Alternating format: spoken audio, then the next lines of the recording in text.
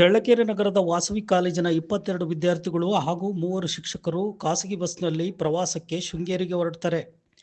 ಬೆಳಗಿನ ಜಾವದಲ್ಲಿ ಸುಮಾರು 5 ಗಂಟೆ ಸಮಯದಲ್ಲಿ ತಿರುವಿನಲ್ಲಿ ಬಸ್ ಚಾಲಕನ ನಿಯಂತ್ರಣ ತಪ್ಪಿ ಬಸ್ ಪಲ್ಟಿ ಹೊಡೆದ ಘಟನೆ ಶೃಂಗೇರಿ ಕಾವಡಿ ಕ್ರಷರ್ ತಿರುವಿನಲ್ಲಿ ನಡೆದಿದೆ.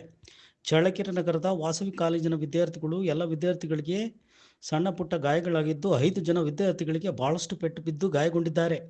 ಇದರಲ್ಲಿ ಒಬ್ಬ ವಿದ್ಯಾರ್ಥಿಯ ಕಾಲು ಮುರಿದಿದ್ದು ಹೆಚ್ಚಿನ ಚಿಕಿತ್ಸೆಗಾಗಿ ಶೃಂಗೇರಿ ಆಸ್ಪತ್ರೆ ಹಾಗೂ ಮಣಿಪಾಲ್ ಆಸ್ಪತ್ರೆಗೆ ಚಿಕಿತ್ಸೆಗೆ ದಾಖಲಾಗಿದ್ದಾರೆ.